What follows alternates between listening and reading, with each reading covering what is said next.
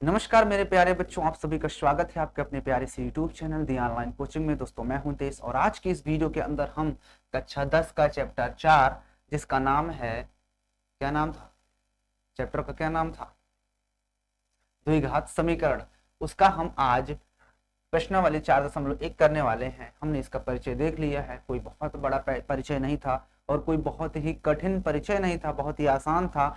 वही सारा कुछ इसमें सीखेंगे, लेकिन जो पहली एक्सरसाइज है उसमें मात्र 2 क्वेश्चंस हैं, उसमें कुछ पार्ट्स बने हुए, बहुत आसान है, मात्र 30 मिनट में खत्म हो जाएगा चैप्टर एक्सरसाइज। तो इस प्रश्नावली में क्या है कि कहता है जांच कीजिए कि क्या निम्नलिखित द्विघात समीकरण है। तो द्विघात समीकरण की जब बात होती है, किसकी, जब द्विघात समीकरण की बात होती है तो हमें पता होना चाहिए कि आखिर द्विघात समीकरण किसे कहते हैं। तो हमने सीखा था द्विघात समीकरण क्या होता है, तो आइए देखते हैं द्विघात समीकरण क्या होता है।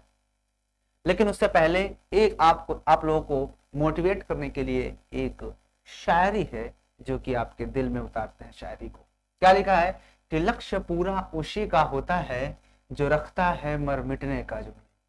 लक्ष्य पूरा उसी का होता है जो रखता है मर मिटने का जुनून। अब आज कर लो जी भर के मेहनत, भविष्य में मिलेगा तुम्हें सुकून। जी, लक्ष्य पूरा उसी का होता है जो रखता है मर मिटने का जुनून। आज कर लो जी भर के मेहनत, भविष्य में मिलेगा तुम्हें सुकून। कहने का तात्पर्य यह है कि अगर अपने गोल को आपको पकड़ना है, अपने गोल को आपको पहुंचना है अपने गोल तक, तो उसके लिए आपको जी जान लगा देना है, मतलब कि मेहनत करना है, ताबड़तोड़ मेहनत करना है, तभी आप भविष्य में अपने आप को एक स्टैंड कर सकते हैं। तो उसके लिए आपको आज से ही मेहनत करना शुरू करना होगा। काल करे सो आज कर, आज करे सो अब, ठीक है ना। तो अगर आपको सुकून भविष्य में चाहिए तो आपको मेहनत करना पड़ेगा। जब आप मेहनत करोगे तभी आप अपने लक्ष्य तक पहुंच सकते हो। तो अच्छी लगी हो ये शायरी, आपको ये मोटिवेशन अच्छा लगा हो तो लाइक कर देना। आइए अब हम चलते हैं अपने चैप्टर पे। तो हमको यहाँ पर सीखना है कि द्विघात समीकरण क्या होता है। तो देखिए हम लोग ऑलरेडी सीख चुके हैं कि द्विघात समीकरण हम किसे कहते हैं। तो एक बार हम फिर से देख लेते हैं कि द्विघात समीकरण जो होता है बच्चों, वो ax² plus bx plus c के फॉर्म का होता है। लेकिन इस समीकरण इसलिए हम 0 बनाएंगे क्योंकि हमने द्विघात बहुपद सीखे थे ना, तो इतना सिर्फ होता है, इक्वल टू लग गया तो समीकरण बन गया। लेकिन यहाँ पर हमारा जो a होता है वो 0 के इक्वल नहीं होना चाहिए, क्योंकि अगर a 0 हो जाएगा तो पावर 2 0 हो जाएगी। जब ये पावर 2 0 ही हो जाएगा तो ये हमारा एक रैखिक समीकरण, लेकिन ये बन जाएगा, रैखिक समीकरण बन जाएगा। बात समझ आई। तो यहाँ पर ax² plus bx plus c यही क्या होता है, द्विघात समीकरण का मानक रूप होता है। क्या होता है, यही जो होता है ये मानक रूप होता है, स्टैंडर्ड फॉर्म होती है। क्या होती है, स्टैंडर्ड फॉर्म। ओके, तो आइए अब देखते हैं कि हमारा जो इक्वेशन दो द्विघात समीकरण दिए हुए हैं, जो हमारे पास समीकरण दिया हुआ है उसमें से कौन सा हमारा द्विघात समीकरण है, क्वाड्रेटिक इक्वेशन कौन सा है और कौन सा नहीं है। तो उसके लिए हमें उसको इस फॉर्म में बनाना पड़ेगा, ax² plus bx plus c के फॉर्म में बनाना पड़ेगा। जो ax² plus bx plus c के फॉर्म का होगा वो हमारा द्विघात समीकरण होगा, अन्यथा नहीं होगा। अगर मैं यहाँ पर लिख देता हूँ एक इक्वेशन ऐसे कि 5x² प्लस 9x प्लस 8 बराबर 0, तो बताओ क्या ये हमारा द्विघात समीकरण है? बिल्कुल, क्योंकि ax² plus bx plus c के फॉर्म में है और द्विघात समीकरण यही कहता है कि उसकी मैक्सिमम पावर जो होती है चर की वो 2 होनी चाहिए। तो यहाँ पे मैक्सिमम पावर 2 है। लेकिन यही इक्वेशन ऐसे होता कि 5x³ plus 9x² plus 8x plus 7 equal to 0 होता, तो क्या ये होता? तो ये बिल्कुल नहीं होता। क्यों नहीं होता बच्चों? यहाँ पर देख रहे हो तो यहाँ पे हाईएस्ट पावर 2 नहीं बल्कि हाईएस्ट पावर 3 है, जिसकी वजह से ये त्रिघात समीकरण कहलाएगा। क्या कहलाएगा? त्रिघात समीकरण। अगर ये नहीं होता, सिर्फ इतना होता, तब आपका ये द्विघात समीकरण बन जाता। अच्छा, अगर सिर्फ इतना लिख दूं 5x² बस इतना इक्वल टू 0, तो क्या ये हमारा एक द्विघात समीकरण होगा? बिल्कुल होगा, क्योंकि उसने यही कहा है कि ax² plus bx plus c में a 0 नहीं होना चाहिए। तो देखो यहाँ पे हाईएस्ट पावर x की कितनी है? 2 है। इसका मतलब ये द्विघात समीकरण है। ये क्या है? द्विघात समीकरण है, इसमें दो राय नहीं है। तो आइए देखते हैं, क्वेश्चंस को करते हैं और पता लगाते हैं कौन सा द्विघात समीकरण है और कौन सा नहीं है। तो इसे पता करने के लिए हम पहले क्वेश्चन को उठाते हैं, तो सॉल्व करना पड़ेगा, क्योंकि क्वेश्चन को डायरेक्ट हम देख के नहीं बताएं कि यहाँ पर पावर 2 दिख रहा है, इसका मतलब ये द्विघात समीकरण हो गया। हो सकता है वो कट भी सकता है सॉल्व करने के बाद, समझ रहे हो बात को ना। तो इसलिए हम क्वेश्चन को सॉल्व करेंगे उसके बाद, या ये भी हो सकता है कि यहाँ पर आप देख लो x की पावर 3 है, तो ये नहीं हो सकता क्योंकि यहाँ पे पावर 3 आ गया। हो सकता है कि a माइनस बी का होल क्यूब खोलेंगे तो इधर भी क्यूब आएगा, a cube plus B cube, तो ये कट जाएगा तो बन जाएगा स्क्वायर के फॉर्म में, तो ये हो भी सकता है ना। तो इसलिए हम क्वेश्चन को पहले करेंगे, उसको हम a x square plus b x plus c के फॉर्म का बनाएंगे, उसके बाद ही हम बता पाएंगे कि हमारा ये द्विघात समीकरण है या फिर नहीं है। तो आइए पहला क्वेश्चन को उठाते हैं, x प्लस 1 का whole square equal to 2x minus 3। पहले का पहला क्वेश्चन है x माइनस 1 का होल स्क्वायर बराबर 2 ब्रैकेट में x माइनस 3, यही था x माइनस 1 का x प्लस 1 का होल स्क्वायर, ठीक है। तो देखो क्वेश्चन को आपको ध्यान से रखना है, अगर आप क्वेश्चन ध्यान से नहीं देखोगे तो क्वेश्चन गलत भी हो जाएगा, ठीक है ना। तो आइए इस क्वेश्चन को हम डायरेक्ट नहीं बता सकते, इसलिए हमें इसको सॉल्व करना पड़ेगा। हम a प्लस बी का होल स्क्वायर क्या जानते हैं, a प्लस बी का होल स्क्वायर ए स्क्वायर यानी X square plus B square मतलब एक का स्क्वायर एक ही होगा, प्लस 2ab, तो यानी 2ab मतलब 2x हो जाएगा, इक्वल टू इधर 2 का मल्टीप्लाई करवा दो 2x माइनस 2 3 6। कोई दिक्कत।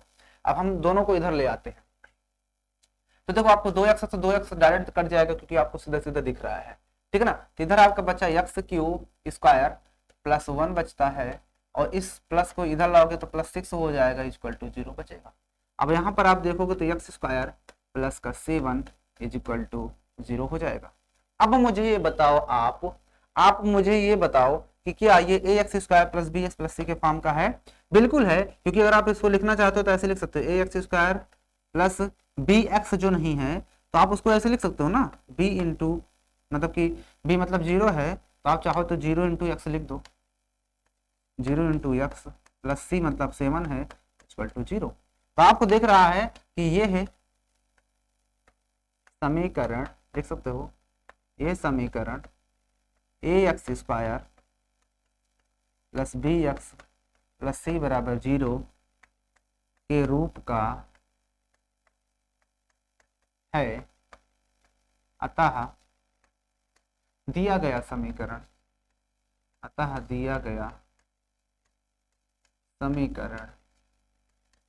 द्विघात समीकरण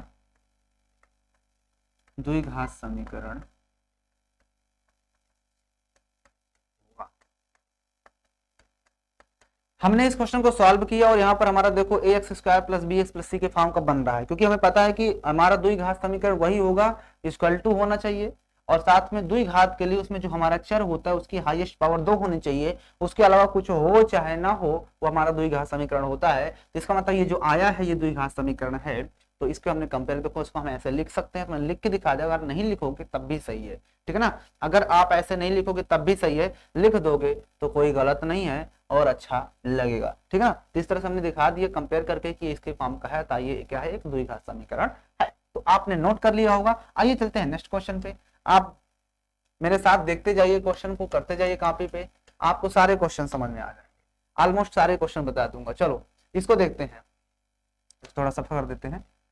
देखो क्या है, एक्स स्क्वायर माइनस 2x है, x square minus 2x, x square minus का 2x इक्वल टू कितना दिया हुआ है, इक्वल टू माइनस का 2 3 माइनस एक्स, माइनस का 2 ब्रैकेट में है 3 माइनस एक्स। चलो इसको जब सॉल्व करते हैं तो पहले इसको सॉल्व करेंगे तो ये तो कुछ होगा नहीं, एक्स स्क्वायर माइनस का 2x रहेगा, इस माइनस 2 का मल्टीप्लाई करोगे तो माइनस का 6, इसमें होगा तो माइनस माइनस प्लस का 2x, कोई दिक्कत। अब इन दोनों को इधर ले आते हैं, ये हो जाएगा आपका एक्स स्क्वायर माइनस का 2x, ये इधर आएगा तो माइनस का 2x हो जाएगा, 6 इधर आएगा तो प्लस का 6 हो जाएगा, बराबर 0 बचेगा। बताओ यहाँ तक किसी भी तरह की प्रॉब्लम हुई क्या? मैंने दोनों को इधर बुला लिया, तो माइनस का 2x ऐसे था, ये आएगा तो माइनस का 2x, ये इधर आएगा तो प्लस का 6 इक्वल टू 0। अब देखो एक्स स्क्वायर वैसे ही रहेगा, ये दोनों माइनस में है तो जुड़ जाएगा माइनस का 4x, और ये प्लस 6 इज इक्वल टू 0। अब आपको साफ ही दिख रहा है कि ये है समीकरण a x square plus b x plus c बराबर 0 के रूप का है।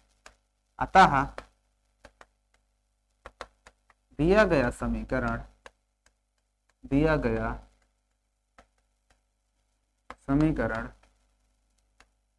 द्विघात समीकरण होगा। बताओ क्या नहीं समझ में आया? इतने प्यार से हम सारे क्वेश्चन कर रहे हैं। अब आपको साफ साफ दिख रहा है ना, यहाँ पावर 2 है, हाईएस्ट पावर 2 है, द्विघात समीकरण है, x square plus b x plus c. ठीक है, कोई दिक्कत? नो दिक्कत। आइए थर्ड क्वेश्चन पे चलते हैं, कुछ और भी चेंजिंग करते हैं क्वेश्चन। देखते हैं थर्ड क्वेश्चन में क्या है।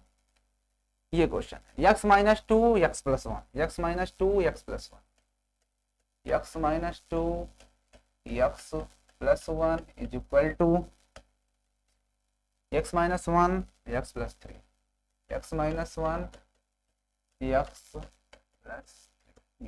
चलो इसको जब हम सॉल्व करते हैं तो पहले, अब ऐसे तो हम देख के बता नहीं सकते, ऐसे देखोगे तो आपको साफ साफ दिख रहा है कि अरे भैया यहाँ तो x की पावर एक ही दिख रही है, हाईएस्ट पावर, ये तो रैखिक समीकरण हो गया, ये तो हो ही नहीं सकता द्विघात समीकरण।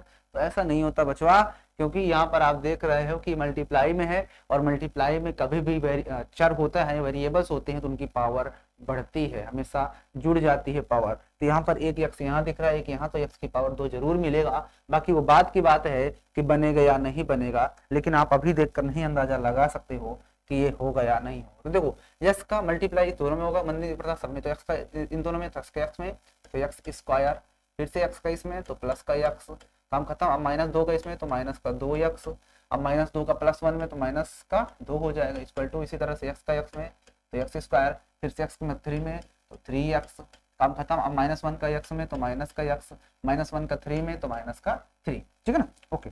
अब इसके बाद देखो ध्यान से, अब एक्स स्क्वायर अभी ऐसे ही रहने देते हैं, एक्स स्क्वायर ये माइनस में है, ये प्लस में तो है, माइनस एक्स हो जाएगा क्योंकि बड़ा नंबर माइनस में है, और माइनस का 2 इक्वल टू इधर आपका एक्स स्क्वायर, ये हो जाएगा माइनस 3x में से एक एक्स जाएगा तो प्लस का 2x बचेगा, और ये माइनस का 3। ठीक है, उसके बाद आप चाहो तो इसको उड़ा सकते हो एक्स स्क्वायर से एक्स स्क्वायर, क्योंकि दोनों तरफ सेम साइन में होता है तो हम काट सकते हैं। अब उसके बाद देखो ये माइनस का एक्स था, इसका जोड़ीदार यहाँ पर है तो इसको इधर बुला दो, माइनस का 2x होगा। ये माइनस का 2 है, इसका जोड़ीदार माइनस का 3 है तो इधर आएगा तो प्लस का 3 इक्वल टू 0। यहाँ से माइनस माइनस में तो माइनस का 3x हो जाएगा, और ये माइनस का 2 है, प्लस का 3 है, घटेगा तो प्लस का 1 बचेगा इक्वल टू 0। अब आप देखो यहाँ पर सिर्फ पावर एक ही दिख रही है हाईएस्ट, इसका मतलब ये जो है द्विघात समीकरण नहीं है। यहाँ पर लिखेंगे यह समीकरण द्विघात समीकरण नहीं है।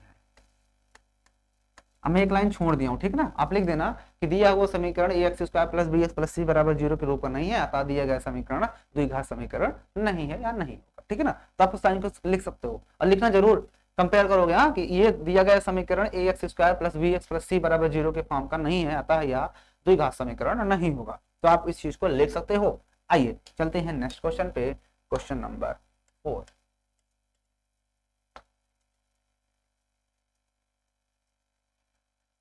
क्वेश्चन नंबर 4 भी देख लें, ये वाला नहीं, इसको नहीं बताऊंगा, दिस इज योर होमवर्क। आप लोग इसे खुद से ट्राई करोगे, आप लोग इसे खुद से ट्राई करोगे और मुझे आंसर कहाँ पे, कमेंट बॉक्स में बताओगे, कमेंट बॉक्स में। सिर्फ आपको लिखना है द्विघात समीकरण है तो यस लिखना है, नहीं है तो नो लिखना है, और कुछ नहीं करना ज्यादा।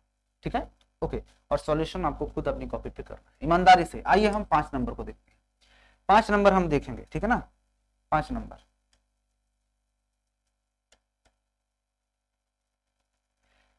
To X minus one, 2x minus 1, x minus 3 equal to x plus 1 नहीं x plus 5 x minus 1, x plus 5 x minus. ठीक है, ओके। आइए तो हमें पहले इसका वही काम, मंदिर के प्रसाद समय बांटना, तो 2x का मल्टीप्लाई x में होगा तो 2x स्क्वायर, फिर 2x का इसमें होगा तो माइनस का 2 3 6x होगा, माइनस 1 का x में तो माइनस का x होगा, माइनस 1 का 3 में तो प्लस का 3 होगा, x का मल्टीप्लाई x में तो x स्क्वायर होगा, x का इसमें तो माइनस का x होगा, फिर 5 का इसमें तो प्लस का 5x होगा, 5 का इसमें तो माइनस का 5। बताइए कहाँ पर आपको दिक्कत हो? Any problem, any doubt, any question? No question. Okay, चलते हैं नेक्स्ट, आगे बढ़ते हैं। अब देखो 2x स्क्वायर का जोड़ीदार वहां पे बैठा हुआ है, इसका जोड़ीदार ये है, तो इसको इधर बुला लेते हैं। तो माइनस का, या एक काम करते हैं ना, बुलाओ अभी एक लाइन हम क्या करते हैं,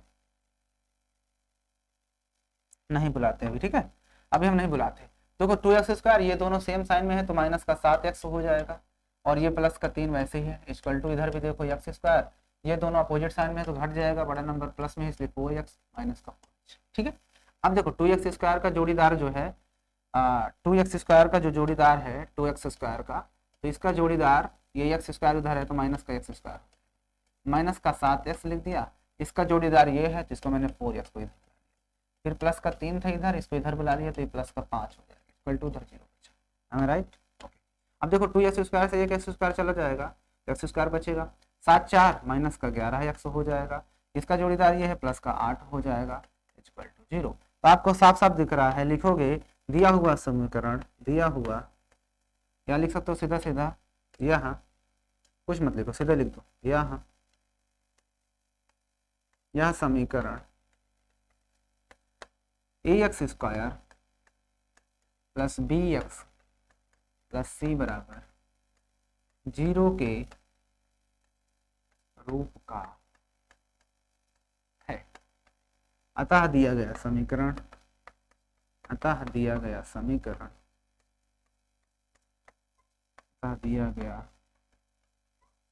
समीकरण, द्विघात समीकरण, द्विघात समीकरण होगा, है? अरे लाखों है दीवाने तेरे, लाखों है दीवाने। कहीं पर दिक्कत हुआ क्या आपको? नहीं दिक्कत हुआ। अरे लाखों है दीवाने तेरे, लाखों है दीवाने। आइए क्वेश्चन नंबर 6 देखते हैं। क्वेश्चन नंबर 6 क्या है? X square plus 3x plus 1, X square plus 3x plus 1, X square plus 3x plus 1 is equal to X minus 2 का होल स्क्वायर, एक्स माइनस 2 का होल स्क्वायर। ठीक है, देखो इसको जब सॉल्व करेंगे तो ये तो ऐसे ही है, x square plus 3x plus 1 is equal to a minus B का होल स्क्वायर क्या होता है? ए स्क्वायर यानी X square plus B square, 2 का स्क्वायर 2 स्क्वायर, माइनस का 2 तो माइनस का 2 a एक्स है, b 2 है, बस। तो आप इसको जब लिखोगे तो X square plus 3x plus 1 equal to X square plus 2 2 4 minus का 4x। ठीक है, कोई दिक्कत? नो दिक्कत। ओके, अब हम क्या करेंगे, एक्स स्क्वायर से एक्स स्क्वायर तो कट ही जाएगा, 3x का जोड़ीदार उधर है, यस, 3x इधर आएगा तो प्लस का 4x हो जाएगा क्योंकि उधर माइनस में था, और इधर प्लस का 1 है ना, और वो माइनस का 4 है तो इधर मतलब कि प्लस में 4 इधर आएगा तो माइनस में हो जाएगा, 3 और 4 7x हो जाता है, और ये हो जाएगा आपका माइनस में 3 बराबर 0। आपको साफ साफ दिख रहा है यहाँ पे हाईएस्ट पावर 1 है, इसका मतलब जो दिया हुआ समीकरण है वो क्या है? एक रैखिक समीकरण होगा, जिसकी वजह से हमारा ये सेंटेंस क्या है? एक द्विघात समीकरण नहीं होगा। यहाँ पर लिखेंगे यह समीकरण, यह समीकरण ax square plus bx plus c बराबर 0 के रूप का नहीं है। अतः दिया गया समीकरण, दिया गया समीकरण द्विघात समीकरण, द्विघात समीकरण नहीं होगा। बताइए कहीं पर आपको दिक्कत हुआ क्या? कोई भी किसी तरह का प्रॉब्लम है क्या? कितना प्यार से हमने मोहब्बत से क्वेश्चन को कर लिया। चलिए आते हैं नेक्स्ट क्वेश्चन। समझ में आया ना? सारे क्वेश्चन सेम उसी तरह मैं बता रहा हूँ, इसलिए ढेर सारे क्वेश्चन इसलिए आपको बता रहा हूँ ताकि आपको एक क्वेश्चन में नहीं, 2 क्वेश्चन में, 3 नहीं, 4 नहीं, 5, किसी न किसी क्वेश्चन में तो धंस ही जाएगा दिमाग में आपके, तो आइए चलते हैं क्वेश्चन नंबर। आइए यहाँ क्यूब की बात कर रहा था, इसको भी देख लेते हैं। x+2 का होल, x+2 का क्या है, x+2 का होल क्यूब। तो x+2 का होल क्यूब, x+2 का होल क्यूब इक्वल टू सिर्फ है ना 2x ब्रैकेट में x², 2x ब्रैकेट में x² -1। जीना है तो हंस के जियो, जीवन में एक पल भी रोना। प्यारे बच्चों, यहाँ पर एक चीज आपको आनी चाहिए, यहाँ पर फार्मूला लगाना पड़ेगा, क्योंकि हम पहले उससे खोलेंगे, क्या करेंगे, पहले उसको हम फैक्टर करेंगे। a+b का होल क्यूब क्या होता है, तो आपको a+b का होल क्यूब पता है ना, आपको a+b का होल क्यूब पता है ना, जानते हो ना कि a+b का होल क्यूब बराबर होता है a³ + b³ + 3ab ब्रैकेट में a+a, यही होता है। तो हम इसी फार्मूले की मदद से इस क्वेश्चन को करेंगे। तो a³ मतलब x³ + b³ मतलब 2 का क्यूब + 3ab मतलब 3a है x, b है 2, ब्रैकेट में a+b मतलब x + 2 इक्वल टू, इधर 2x है तो 2x को मल्टीप्लाई करेंगे तो 2x³ हो जाएगा, फिर 2x इसमें कराओगे तो माइनस का 2, ठीक है ना। इधर मैंने -2x को दोनों मल्टीप्लाई करवा दिया और इधर फार्मूला लगा दिया। अब इसके बाद अगली लाइन में इस चीज को कर सकता हूँ ऐसे कि x³ 2 दूना 4 दूनी 8 होता है, ये प्लस का 3 दूना 6x हो जाएगा ना, और 6x का मल्टीप्लाई करवा देते हैं इसमें, आप ही रहने तो चलो, x + 2 बराबर इधर 2x³ माइनस का 2x, कोई बात नहीं। अब देखो x³ है, इसका जोड़ीदार ये है, इसको मैंने इधर बुला लिया तो माइनस का 2x³ इधर आ गया, ठीक है।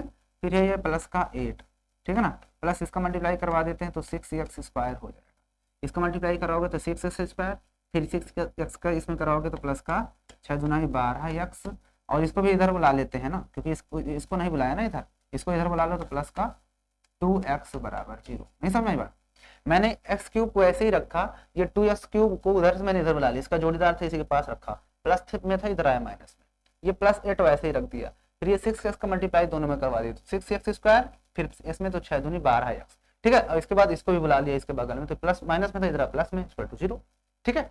ओके, इसके बाद मैं क्या करता हूँ, ये वाला इससे घट जाएगा तो ये बचेगा माइनस का x³, राइट। यहाँ पर इसके बाद देखो, इसके बाद यहाँ पर ये 8 जो है इसका जोड़ीदार कोई नहीं है, 6x² को मैं पहले लिख देता हूँ 6x², ठीक है, इसको पहले लिख दिया। इसके बाद ये 12 और 2 मिलकर के 14x हो जाएंगे, क्या हो जाएंगे 14x, ठीक है। और ये प्लस का 8 अब यहाँ पे लिख देता हूँ इक्वल टू 0, मैंने थोड़ा सा डिक्रीजिंग आर्डर में लिख दिया। अब आप साफ साफ दिख रहा हो कि यहाँ पर ये सेंटेंस जो है इसकी पावर अधिकतम 3 है, तो यहाँ पर अधिकतम पावर 3 है, जिसकी वजह से यह समीकरण द्विघात समीकरण नहीं है, क्योंकि यहाँ पे हाईएस्ट पावर 3 आ रही है ना, तो ये त्रिघात समीकरण बनेगा या द्विघात समीकरण। बताओ कहां पर आपको दिक्कत हुआ, ये द्विघात समीकरण नहीं है, खत्म हो जाता है आपका यहाँ पर ये क्वेश्चन। बताओ आपको किसी भी तरह का कोई समस्याओं का सामना करना पड़ रहा हो तो आप लोग मुझे बताओ, क्या कोई दिक्कत हुआ, नहीं दिक्कत। चले नेक्स्ट क्वेश्चन, आइए आज का इसमें का नेक्स्ट क्वेश्चन देख लेते हैं। नेक्स्ट क्वेश्चन ये वाला, ये क्वेश्चन कहता है x³ -4x² प्लस -x + 1 बराबर इतना। ये क्वेश्चन आपके लिए होमवर्क है, आप इस क्वेश्चन को खुद से बनाने की कोशिश करोगे तो आपके पास 2 क्वेश्चन है होमवर्क के, एक तो ये वाला होमवर्क और एक ये वाला, ये दोनों होमवर्क है, ये दोनों होमवर्क है, 2 क्वेश्चन मात्र दिया हूँ। अब आप इतना भी कह दो मुझे नहीं आएगा तो हम उठाएंगे डंडा और काट देंगे कस के तुमको, ठीक है ना। चलो आते हैं अब क्वेश्चन नंबर 2 पे, आते हैं क्वेश्चन नंबर 2 पे।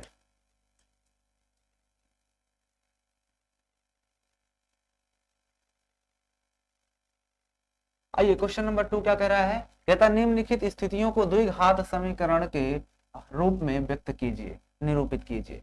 ये यहाँ पर समीकरण लिखे हैं 3-4 क्वेश्चन हैं, इन सभी को हमें सिर्फ द्विघात समीकरण बना देना है, बस सॉल्व नहीं करना, बस द्विघात समीकरण मतलब कि इस फॉर्म का कि ax square plus bx plus c बराबर 0 के फॉर्म, इस फॉर्म में दिख जाए तो द्विघात समीकरण हमारा बन गया। बस इतना ही हमको बनाना है। तो आइए देख लेते हैं क्वेश्चन को फटाक से। आइए पहला क्वेश्चन कहता है एक आयताकार भूखंड का क्षेत्रफल दिया है 528 मीटर स्क्वायर, क्षेत्र की लंबाई मीटर में, चौड़ाई के दुगने से एक अधिक है, भूखंड की लंबाई और चौड़ाई ज्ञात कीजिए। क्या देखो यहाँ पर इसने लिखा है कि निम्नलिखित स्थितियों को द्विघात समीकरण के रूप में व्यक्त कीजिए, सिर्फ हमें व्यक्त करना है। और फिर इसने कहा हमें भूखंड की लंबाई और चौड़ाई ज्ञात करनी है। अच्छा, सिर्फ ज्ञात करनी है, सिर्फ यही लिखा है कि अगर हमें लंबाई और चौड़ाई ज्ञात करनी है उसमें की, तो उसका एक समीकरण बना दो, बस हो गया द्विघात समीकरण, बस सॉल्व नहीं करना है, ठीक है ना। तो इसने देखो यहाँ पर एक लाइन कहा है कि क्षेत्र की जो लंबाई है, लंबाई वो क्या है, चौड़ाई के 2 गुने से एक अधिक है। चौड़ाई जितनी होगी उसका दोगुना से एक अधिक है ये लंबाई, चौड़ाई जितनी होगी उसके दोगुना से एक। अगर हम कहते चौड़ाई 2 है, या मैं चौड़ाई चलो 3 मीटर मान लेता हूं, तो जो लंबाई है चौड़ाई अगर मैंने 3 माना तो उसके दुगना से एक अधिक है, मतलब कि 3 दूना 6 7 मीटर तुम्हारी हो जाएगी उसकी लंबाई। तो आइए पहले क्वेश्चन को जब सॉल्व करते हैं हम, पहले क्वेश्चन को दूसरे का, तो यहां पर हम मान लेते हैं कि माना लंबाई, माना आयताकार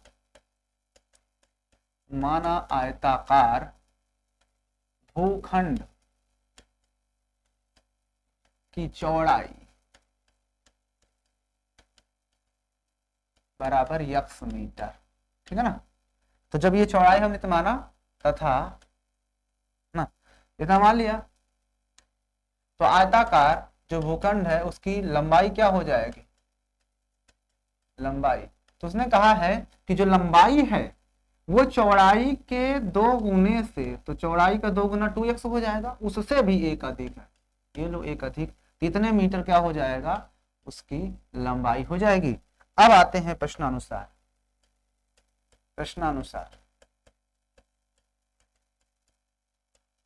उसने कहा था ना कि आयताकार भूखंड का क्षेत्रफल, देखो यहां पर दिया ना आयताकार भूखंड का क्षेत्रफल 528 मीटर स्क्वायर, यहां पर लिखेंगे आयताकार भूखंड का क्षेत्रफल, आयताकार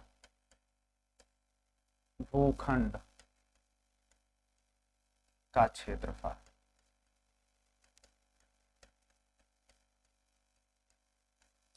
बराबर 528, ठीक है, इतना दिया है, ओके।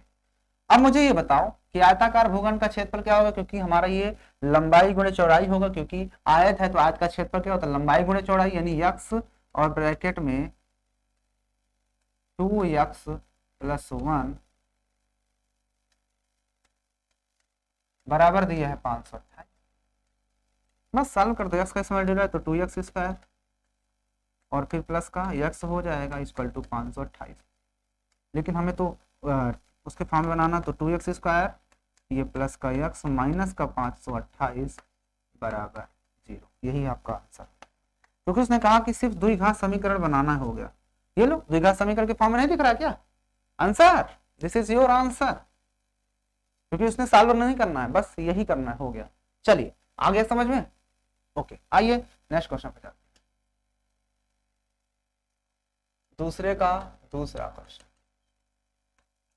अब दूसरा क्वेश्चन क्या कह रहा है कि 2 क्रमागत धनात्मक पूर्णांक का गुणनफल 306 दिया है, तो हमें पूर्णांक ज्ञात करना है, तो ऐसे के लिए एक द्विघात समीकरण बनाना है।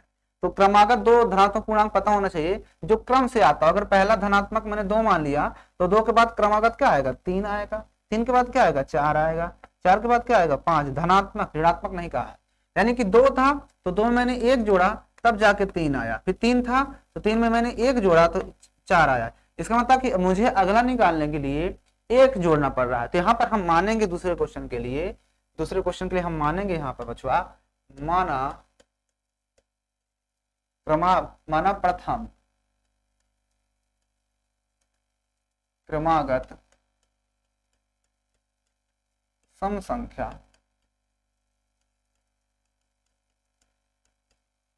बराबर यक्स, ठीक है ना। तो द्वितीय क्रमागत सम संख्या बराबर, जो उसमें थी उसमें 1 जोड़ दोगे तभी तो अगली वाली आएगी ये, ठीक है। अब उसने कहा है प्रश्नानुसार, यहां पर लिखेंगे प्रश्नानुसार। प्रश्नानुसार क्या कहा है कि जो उन संख्याएं हैं आयताकार दो क्रमागत धनात्मक पूर्णांक। अच्छा, मैंने यहाँ पर धनात्मक की जो लिख दिया है, यहाँ पर धनात्मक पूर्णांक, तो यहाँ पर लिख देना माना प्रथम क्रमागत धनात्मक पूर्णांक, ठीक है ना, तो धनात्मक भी लिख देना। क्रमागत सम संख्या मैंने लिख दिया, तो आप लिख देना भाई धन का मतलब सम ही होता है, तो आप यहाँ लिख सकते हो माना प्रथम धनात्मक पूर्णांक बराबर x, तो द्वितीय धनात्मक पूर्णांक इक्वल टू क्रमागत धनात्मक पूर्णांक, तो द्वितीय क्रमागत धनात्मक पूर्णांक इक्वल टू इतना। तो उसने ये कहा है कि दो धनात्मक पूर्णांकों का गुणनफल दिया है 306, तो 306 जो आया है, दोनों जो आए हैं उनके गुणनफल जो दिया है वो 306 दिया है, और इधर से गुणनफल इतना होगा, x का मल्टीप्लाई करोगे तो x स्क्वायर, फिर इसका इसमें करोगे तो प्लस x बराबर 306। इसको इधर लाओ तो x square plus x minus का 306 बराबर 0। यही आपका क्या हो जाएगा, इस प्रश्न का आंसर हो जाएगा। बताओ कहां पर आपको दिक्कत हुआ, आपको कैसे प्रॉब्लम हो रही है क्वेश्चंस में, बताइए। दो धनात्मक पूर्णांक माना था हमने वाले, पहला धनात्मक पूर्णांक x, दूसरा धनात्मक पूर्णांक x प्लस 1। प्रश्न अनुसार कहता है दोनों गुणनफल 306 है, तो इधर से दोनों गुणनफल इतना होगा, सॉल्व करते गए समीकरण बन गया, ठीक है ना। आइए चलते हैं नेक्स्ट क्वेश्चन। इसके बाद आती है थर्ड क्वेश्चन पे, कहता है रोहन की माँ 26 वर्ष बड़ी है, किससे, अब रोहन की माँ उससे 26 वर्ष, अगर रोहन मैं कह देता हूँ इस समय अगर 10 साल का है और उसकी मम्मी उससे कितना बड़ी है 26 साल, तो इसका मतलब उसकी मम्मी 36 साल की होगी, राइट। ओके, तो उसने यही कहा है क्वेश्चन में। तो कहता है रोहन की जो माँ है इस समय 26 वर्ष बड़ी है, किससे, रोहन से। तो उसकी उनकी आयु जो है, उनकी आयु का गुणनफल अब से 3 साल 3 वर्ष पश्चात 360 हो जाएगा। अभी जो भी होंगे उस वो नहीं, अब से 3 साल बाद। तो पहले हम प्रेजेंट में तो निकाल लेना कि रोहन और रोहन की माँ कितनी है। तो हम मान लेते हैं, चलो हम मान लेते हैं, माना रोहन की वर्तमान आयु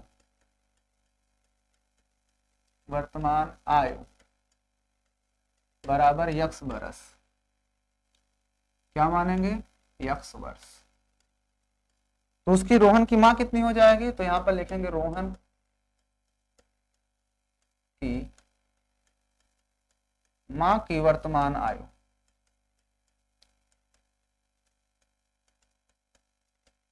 उसने कहा रोहन से वो 26 साल बड़ी है, तो x प्लस 26 वर्ष, राइट। उसने फिर अगले प्रश्नानुसार उसने क्या कहा है, ध्यान समझना, यहां समझने वाली बात है।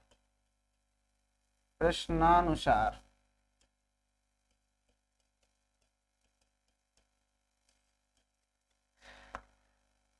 तीन साल बाद की बात कर रहे हैं, अब से 3 वर्ष पश्चात, पश्चात का मतलब होता है बाद में, ठीक है ना। 360 हो जाएगी जब हम उनकी आयु को गुणा करते हैं। तो अभी वो अभी कितनी है वो, अगर वो रोहन अभी 3 साल का, तो 3 साल बाद x प्लस 3 का हो जाएगा, 3 साल बाद।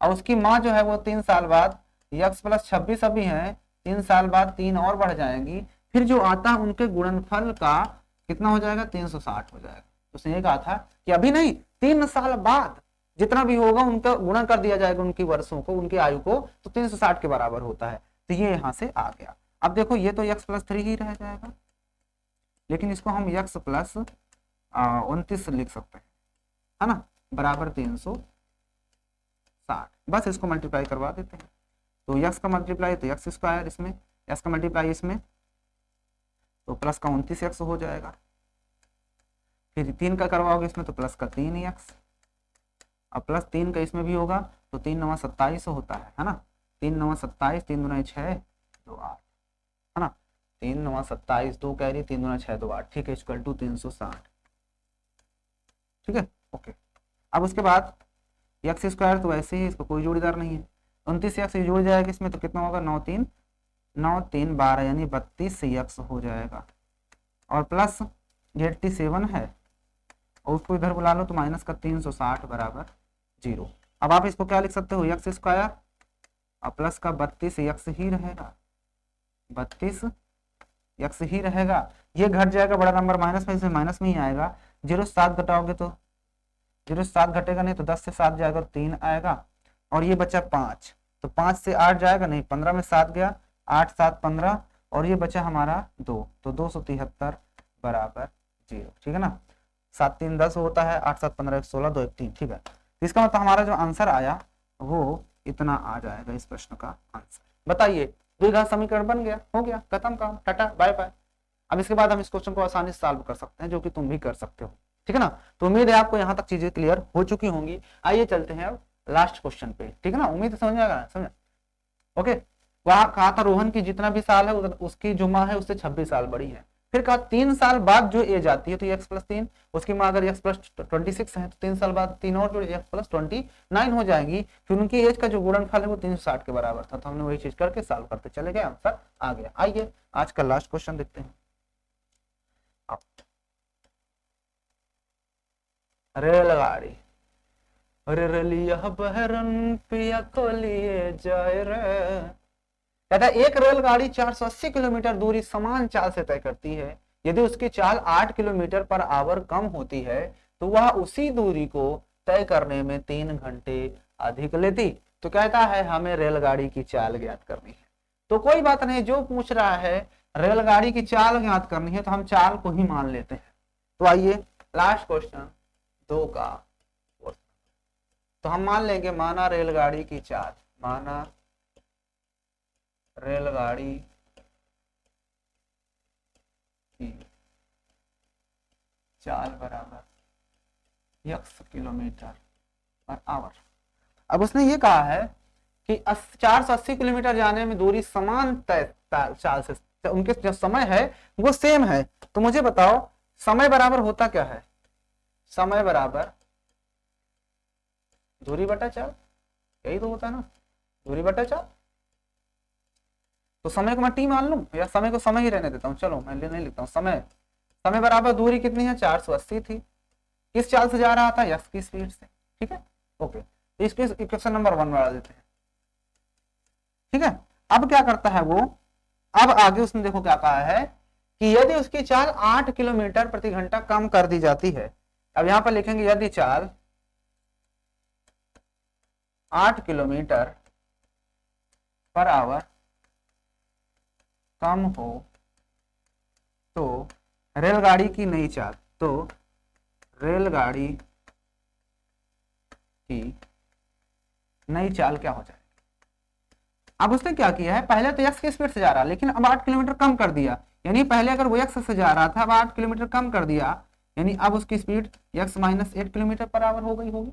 अगर मैं कह दूं पहले 10 की स्पीड 20 की स्पीड से जा रहा था लेकिन अब उसने 8 किलोमीटर कम कर दिया, यानी कि अब बाद में उसकी स्पीड 20 न होकर 8 कम, यानी कि अब 12 की स्पीड से जाएगी ना उसकी गाड़ी, तो 12 किलोमीटर पर आवर जाएगी। तो उसने यही चीज किया। तो इस बार समय क्या लगता है? तो इस बार जो समय लगता है बच्चा, उसका समय, तो समय बराबर हमें फिर से पता है क्या होता है, दूरी बटा चाल,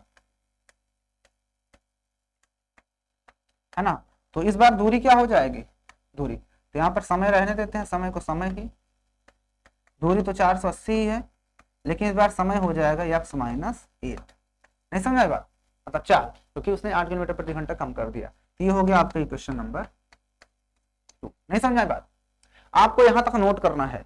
अब उसने एक लाइन देखो यहां पर क्या कहा है कि दूरी जो है वो समान समय में तय करती है। चाल जो तय करती है रेलगाड़ी, वो दूरी तय करने में उसे क्या लगता है, समान समय से तय करती है, समान चाल से तय करती है। यानी उनका जो समय लग रहा है वो क्या है, सेम है। तो समय वही, समय यही, यानी इस समय की जगह पर मैं इसको उठा के रख सकता हूं ना। तो इसका मतलब ये हुआ कि बच्चों में इसको थोड़ा सा छोटा करता हूं क्योंकि अब इसकी जरूरत पड़ेगी। तो यहां पर मैं इसको रखा, दिख रहा होगा आप लोग को। तो यहां पर समीकरण 1 व 2 से, यहां पर मैं एक लाइन खींचता हूं, लिखूंगा यहां पर समीकरण 1 व 2 से, 1 व 2 से देखो। तो यहां पर मेरी चाल कितनी थी, 480 अपान x, ये जो हुआ बराबर, नहीं रुक जाओ, और कुछ कहा है क्या? नहीं देखो यहां पर उसने कहा है तो वह उसी दूरी को तय करने में 3 घंटे अधिक लेती है। ओ, समय नहीं बराबर दिया। उसने ये कहा है कि जब उसे 8 किलोमीटर पर आवर के हिसाब से जाता है तो उसे उसी दूरी को तय करने में 3 घंटे अधिक टाइम लग जाता है, 3 घंटा अधिक लेता है। यानी ये जो जाता है पहले तो इस स्पीड से जाता था लेकिन जब वो 480 अपान यक्स माइनस 8 से जाता है तो उसे 3 घंटे पहले से ज्यादा लगता है। बताओ ये लाइन समझ आई कि नहीं? इस लाइन को हटा दो, ये नहीं लिखना है आपको, इसके जगह में आपको लिखना है, इसके जगह में आपको ये लिखना है प्रश्नानुसार। क्या लिखेंगे यहाँ पर? यहाँ पर आप लिखोगे प्रश्नानुसार। क्या लिखोगे? प्रश्नानुसार। उसने ये कहा था कि जो पहले चलती थी लेकिन जब वो 8 घंटा कम स्पीड से जाता है तो उसे 3 घंटा अधिक लग जाता है। यानी अगर उसे पहले इससे किसी से 10 लगता था तो 10 नहीं, अब 3 घंटा और अधिक है, 13 घंटा लगेगा जब वो स्पीड से चलेगा। तो बस इक्वेशन बन गया, सॉल्व कर दो। अपान 1 कर लेते हैं इसका, ठीक है ना। दोनों कैल्सियम आएगा तो यहाँ से x आएगा, इधर हो जाएगा 480 और प्लस का यहाँ से 3x हो जाएगा, बराबर इधर x माइनस 8 और ऊपर हो जाएगा 480। ठीक है ना, कोई दिक्कत? नो दिक्कत। या एक काम कर सकते हो, मत ऐसा करो, एक काम करते हैं, जो जिसका जोड़ीदार है उसी के साथ करते हैं। इसको भी हटा देते हैं, इसको भी हटा देते हैं। इसका जोड़ीदार ये है, तो मैं क्या करता हूँ 480 अपान x को रहने देता हूँ, इसको इधर लाता हूँ तो माइनस का 480 अपान में x माइनस 8 आ जाएगा और इस 3 को मैं उधर भेज देता हूँ माइनस का 3, क्योंकि इसका भी कोई काम नहीं है। अब इन दोनों में ध्यान से देखो तो दोनों से कॉमन मुझे दिख रहा है 480, तो मैंने 480 को बाहर निकाल दिया तो 480 बाहर, तो यहाँ से बचेगा 1/x, है ना, और माइनस का यहाँ से 1/x minus 8 is equal to minus का 3। अब इसको मैं उधर भेज दूं तो इधर इन दोनों कैल्शियम मैं ले लेता हूँ, इन दोनों कैल्शियम हो जाएगा x ब्रैकेट में x माइनस 8, यहाँ से हो जाएगा x माइनस 8, क्योंकि x को हम डिवाइड करेंगे तो x माइनस 8 बचेगा, 1 में मल्टीप्लाई तो x माइनस 8, यहाँ पर x माइनस 8 से x माइनस कट x बचेगा तो माइनस का x और इक्वल टू, इसको मैं इधर भेज देता हूँ तो माइनस का 3/480, नहीं क्योंकि इधर मल्टीप्लाई में था।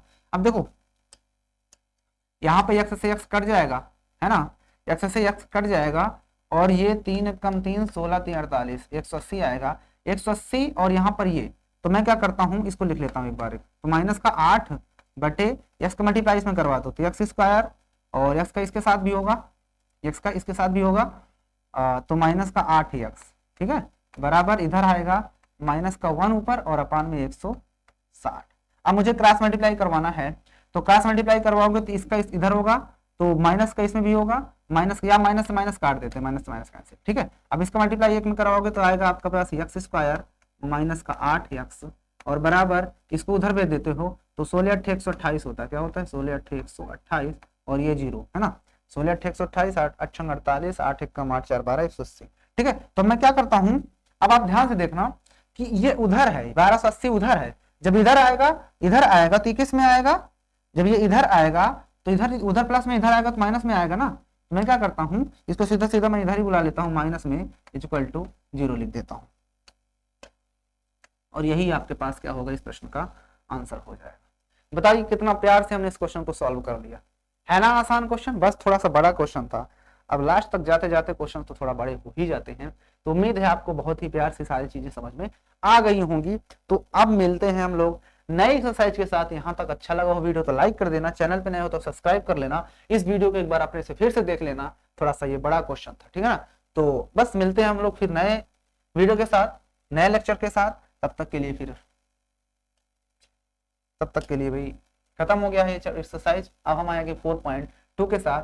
वीडियो अच्छी लगी तो लाइक कर देना, ठीक है ना। मिलते हैं नए वीडियो से, तब तक के लिए जय हिंद।